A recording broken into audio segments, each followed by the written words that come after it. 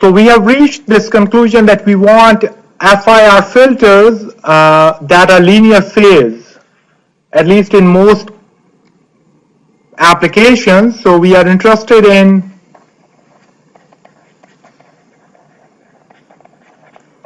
linear phase.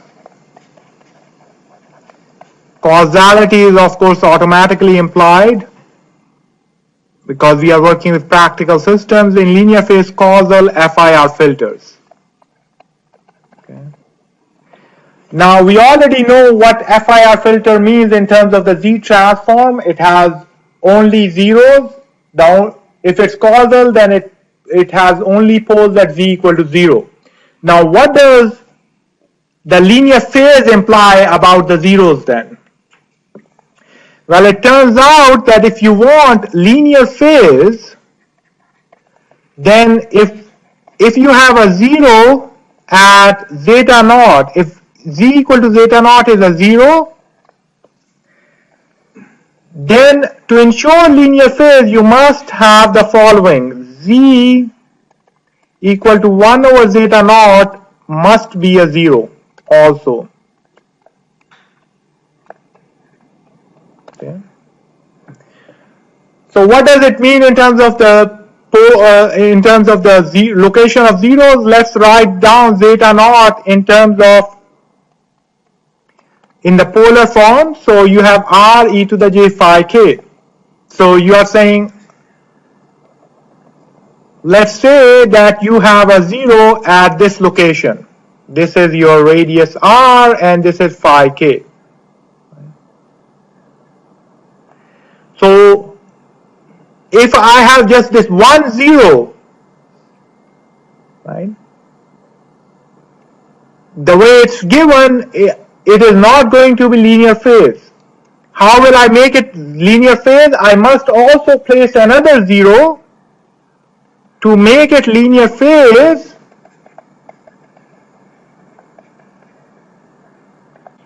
We must have a 0 at 1 over zeta naught. Now I just write it in the polar form. So which is 1 over r e to the minus j phi k. What does it mean? That first of all, if you are inside the unit circle, so if r is less than 1, then the other 0 is outside the unit circle. It's 1 over r, right? And if the angle is phi k, then the other one is negative of that angle. So what will happen is you will have another 0 which is outside the unit circle and at angle of minus phi k. Okay.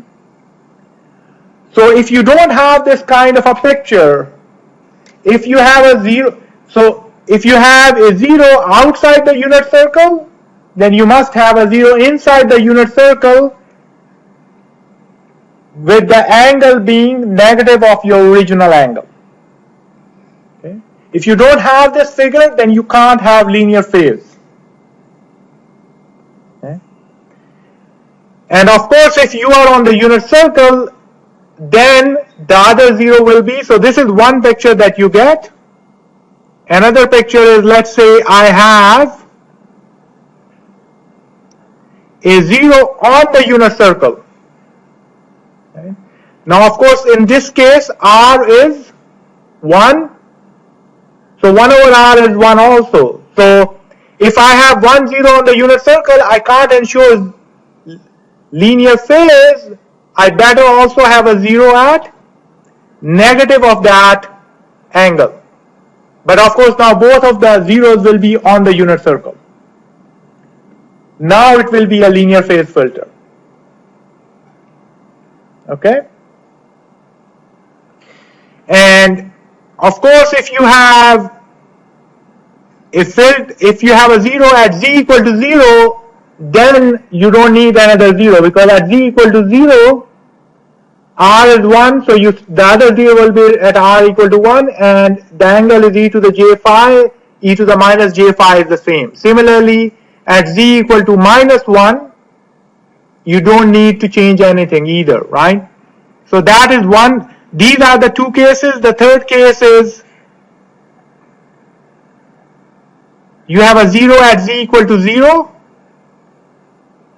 This is linear phase also because it satisfies the condition, right? 1 over, z equals 1. So omega equal to 0. If you have a 0 at z equal to 1, right, then z equal to 1 over 1 is again 1. So that is a linear phase. Similarly, if you have a 0 at z equal to minus 1, okay, then again this is linear phase because you don't need another 0. The other one, minus 1 divided by minus 1 is minus 1 again. So these are the four cases that you need for your filter to be linear phase. Okay? Just by looking at the locations of your zeros, you can tell whether your filter is linear phase or not without ever having to go to any calculations. Okay, this is the condition where we said we want. So now we have covered two conditions. Number one is causal. Causal means no pole except at z equal to 0. Number two is linear phase. Now often we also want a third condition, which is a real valued filter, which means that h of n is not complex for any n. Okay. So that's the third condition. And so let's look at what happens if you have real valued filters. So if a filter has, now we know that the z transform, which is, let's say, p0 plus p1 z to the minus 1 plus pm z to the minus m. So this is order m filter and length of n equal to m plus 1. So we know that the coefficients of this polynomial correspond to the coefficients of your filter. Now if my filter is is real valued, this means that these coefficients are real valued. Okay. Now the zeros of this filter, the zeros of this z transform correspond to the roots of this polynomial. So now just recall that the roots of a polynomial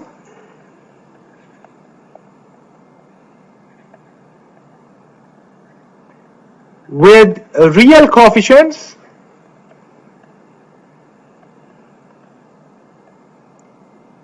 are either real or they occur in conjugate pairs.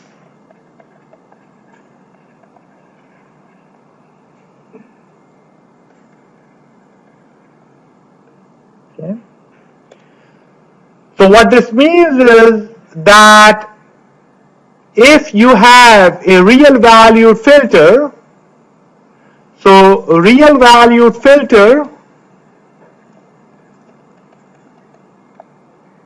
has either real roots or it has zeros, it has either real zeros, because roots just correspond to the zeros of your filter. It has either real zeros, right, which means that zeros either lie on the x-axis zeros are on the x-axis of the z-plane, or they occur in conjugate pairs. Okay. So if z naught is a 0 and z naught is complex, then you cannot have just one 0. You must have a pair of that, which is then z naught conjugate must be a 0 also. Okay. So again, using the polar form, if z naught is equal to r g to the phi k, then this means that z naught conjugate equals r e to the minus j phi k must be a 0 also.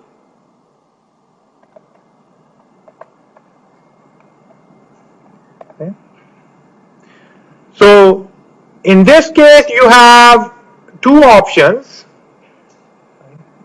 One is you have a 0 on the real axis. So if you have a 0 on the real axis anywhere, then it's a real valued filter. So this is correct. On the other hand, if you have a 0 anywhere other than the real axis, let's say you have a 0 here, then there must be another 0 at its conjugate location. So there must be another 0 at this other location with the same radius. Right? Now, if you combine that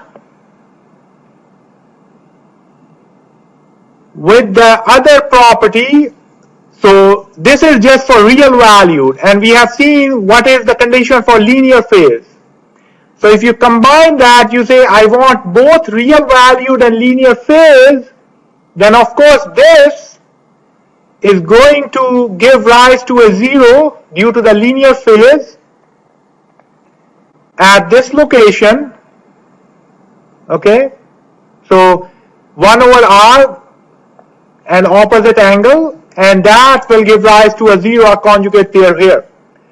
So this means that a linear phase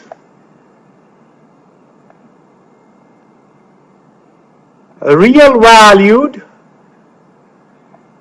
filter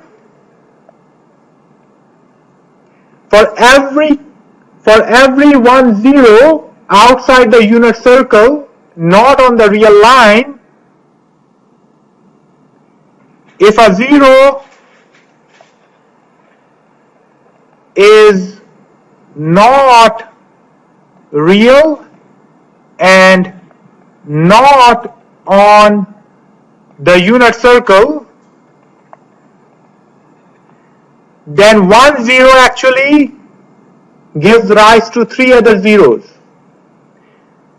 Then zeros always occur in multiples of 4. Okay. So to summarize, the knowledge of zeros gives us a lot of information about what kind of filters we are dealing with. If my zeros are not on the unit circle or on the real axis, then a linear phase real value filter must have multiples of 4 zeros, and then they also must satisfy the conditions of conjugacy and 1 over r property. So if I just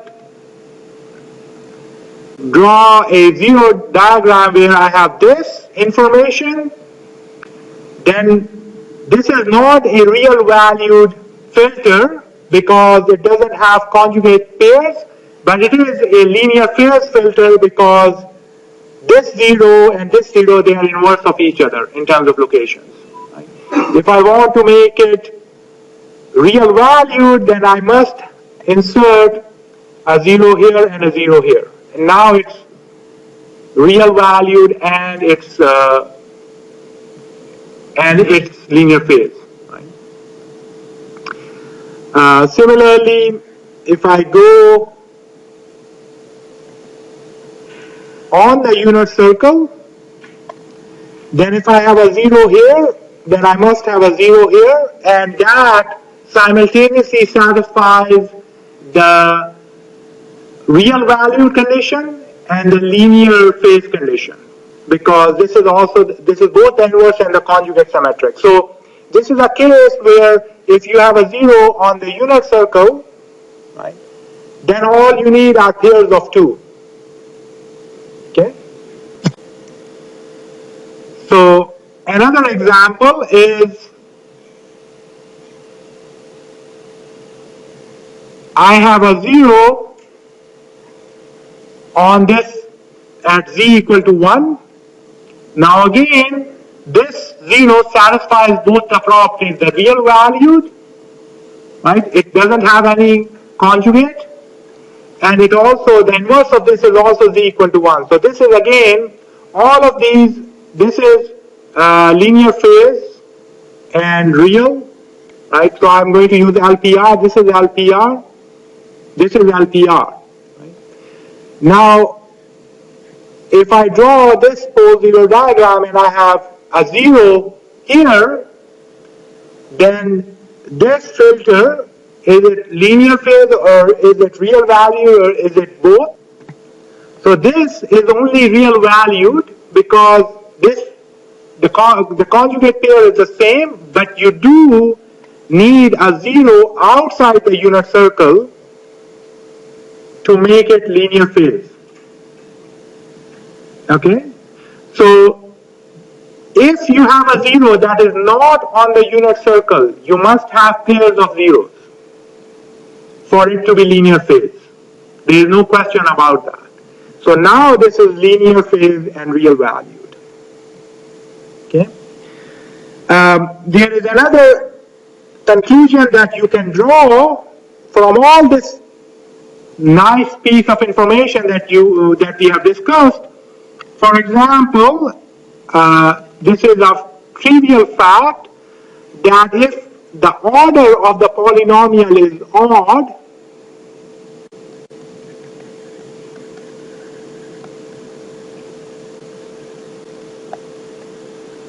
which means that m is odd, which means that the length of the filter is even.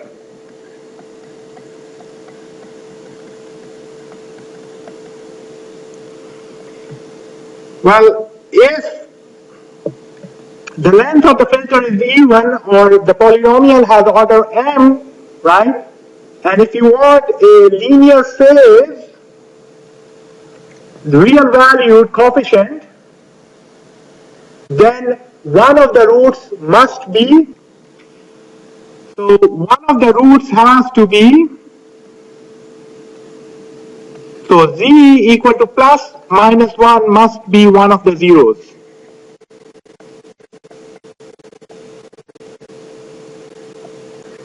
For the filter to be linear phase and real valued.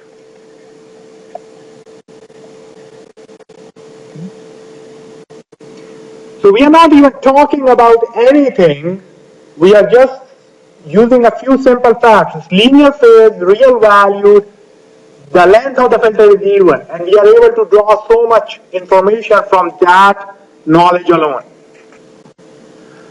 So now it turns out, and we won't go into the proof of that, that if you are after FIR filters, so if you are after causal, linear phase,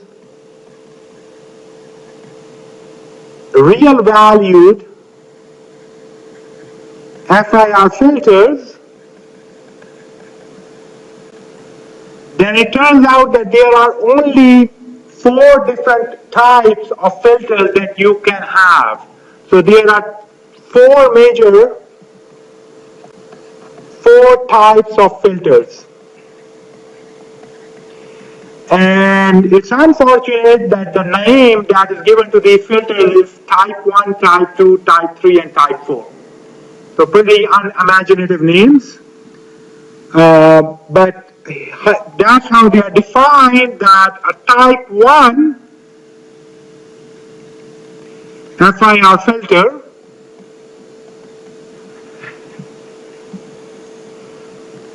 is defined as, so the types are described by essentially whether the filter is even length or odd length, and whether the filter is symmetric or anti-symmetric around a middle point. All causal linear phase real value filters will fall under one of these 4 types. Okay? So type 1 filter is a filter which is an odd length filter.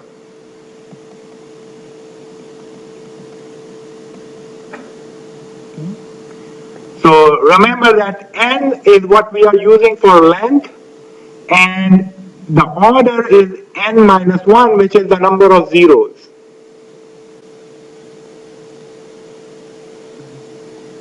So n minus 1 is the degree of the polynomial of the transfer function that you get. Okay, so an odd length filter that is symmetric about m by 2.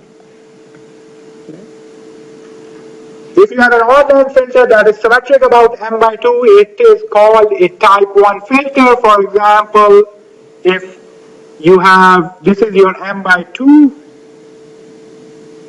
this will be, so I'll just first draw the envelope. It is a discrete value filter.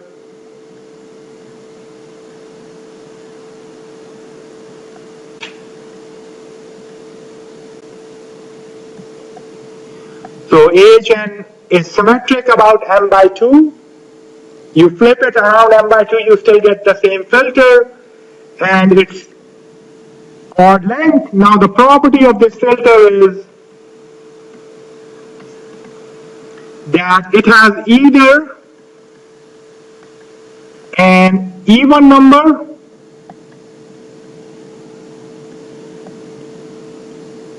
of zeros at z equal to 1 and or z equal to minus 1, or no zeros at these locations.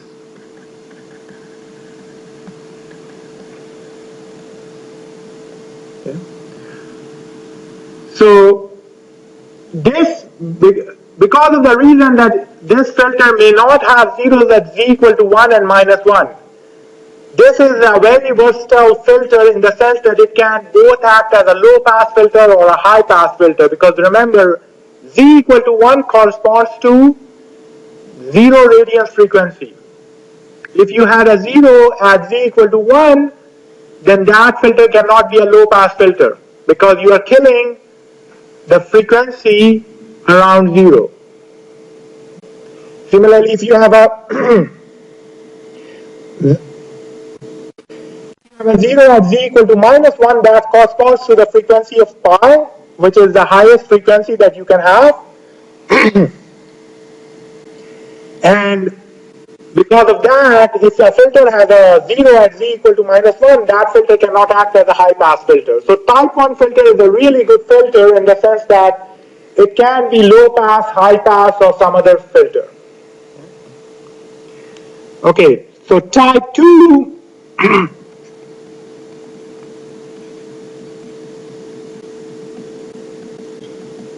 FIR filter, it is also symmetric about m by 2, but it is an even length filter.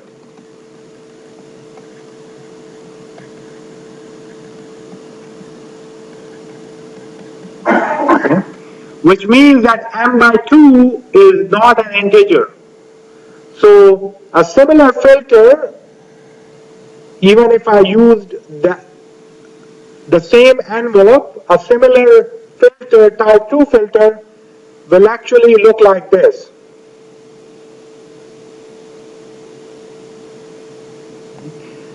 So this is m by 2 because m by 2 is now not an integer.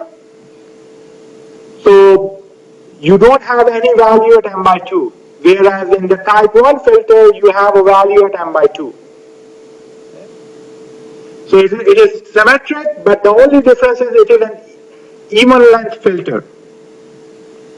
Now, if it is an even length filter, then we know that m is odd.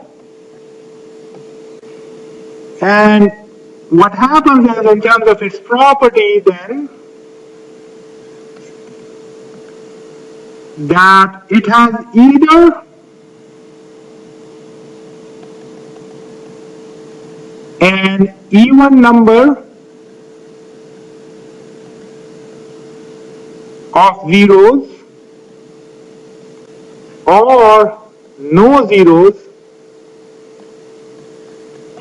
at z equal to 1, but it always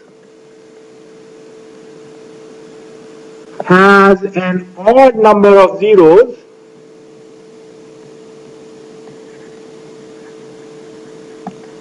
at z equal to -1. Okay? So a type 2 filter always has an odd number of zeros at z equal to -1. Now z equal to -1 corresponds to omega equal to pi radians frequency. This means that a type 2 filter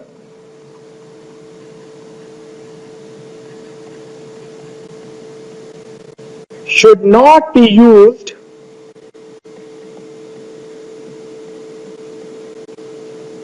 a type 2 filter should not be used for a high pass filter.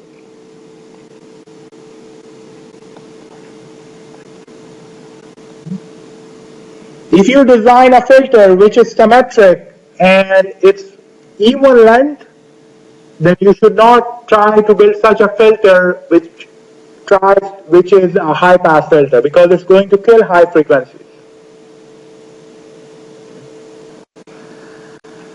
So a type 3 filter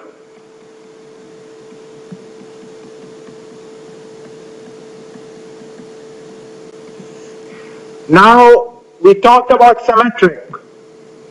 So the obvious next thing is we have filters which are antisymmetric. So both type 3 and type 4 are antisymmetric filters. We start again with odd and even. So it's an odd length filter.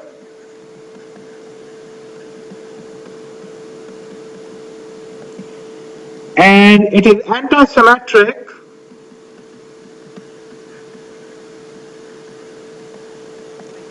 about m by 2, which is an integer. So a type 2 filter, for example, a general form will be that at m by 2 it is 0 and then it takes these values.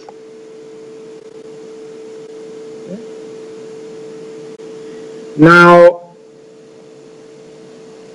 because of its nature, its properties are that it has an odd number of zeros at z equal to 1 and z equal to -1. So it has zeros at both 0 radians frequency and pi radians frequency. So z equal to 1 corresponds to omega equal to 0 radians. And z equal to -1, we already talked about that, corresponds to pi radians. This means that a type 3 filter is neither good for high pass nor for low pass. So it is not appropriate for designing low pass or high pass filters. Because in both cases it's making the frequencies around 0 and pi go to 0.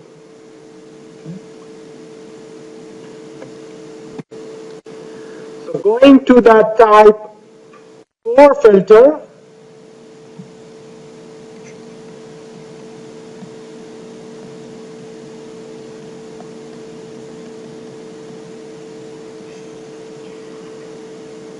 it is still anti-symmetric.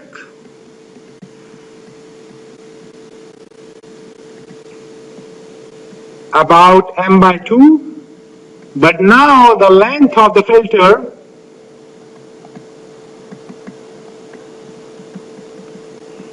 is even, which means that m by 2 is now not an integer.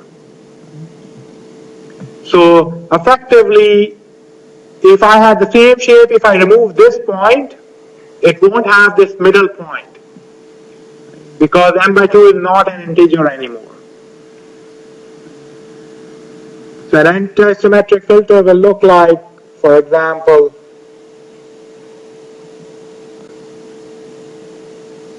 this. So this is a length 6 filter, and m by 2 is now not an integer. It is anti-symmetric about m by 2, but it is not an integer. So you don't get this 0 value in the middle. Okay? And it has the property that an odd number of zeros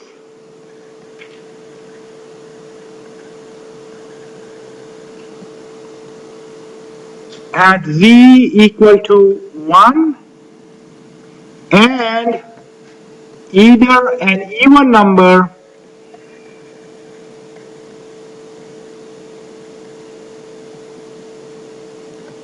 of zeros or no zeros at z equal to -1.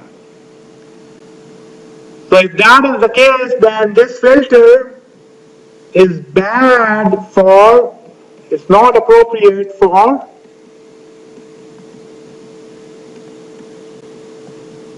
a low pass filter, but it can be used for high pass filtering. Okay? Because at z equal to -1, it can end up having no zeros. Now if you look at the frequency response of these type 1 to type 4 filters,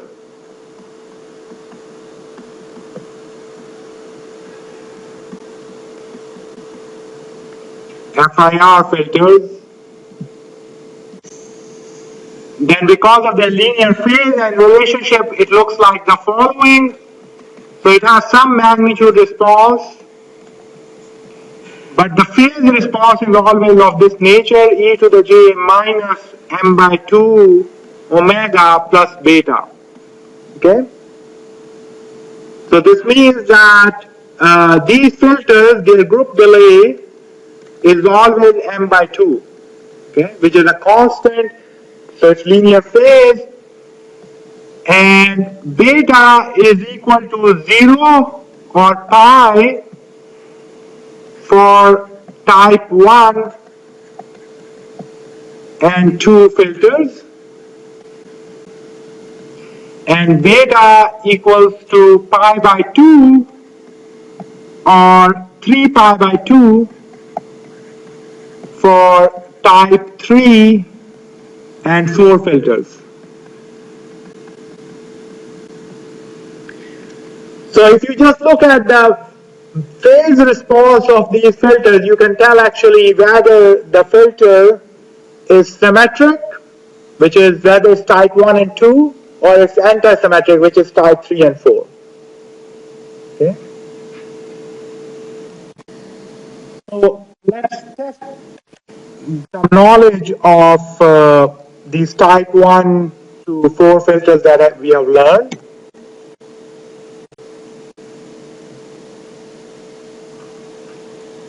So here is a filter, and we have to figure out just this is the impulse response of the filter. Right? So what do we know from knowledge looking at this impulse response? So one of the properties of type 1 filter in terms of zeros is that it either has an even number or no zeros at z equal to 1 and or z equal to minus 1. And in this case, we see that indeed there is no zero at z equal to 1 or z equal to minus 1. Right? So that's pretty simple. Okay, so here is another filter. And this filter, based upon our knowledge, what type is this filter? So this is a type 4 filter, even length, and that's symmetric. And indeed, we see that if we go to the properties of that type 4 filter, it has an odd number of zeros at z equal to 1. So indeed, it automatically has a 0 at z equal to 1. Right? And it can either have no zeros or an even number of zeros at z equal to minus 1, so that is satisfied. And the way I created this type 4 filter, actually, I didn't have to do too much. All I said was I want a high-pass filter with an even length. Now, even length is either type 2 or type 4, right? But type 2, always, if you go and look back, type 2 always has a 0 at z equal to minus 1. So we don't want to use it for high pass. So I just gave this tool that it's an even length filter and I wanted high pass. The only option available to us for even length is type 2, type 4. Type 2 is excluded. I end up with type 4. Okay? And similarly, if you are doing odd length, right, among type 1 and type 3, you will end up with type 1 because type 3 doesn't work well for low pass filters if you are doing low pass filters or high pass filters. Right?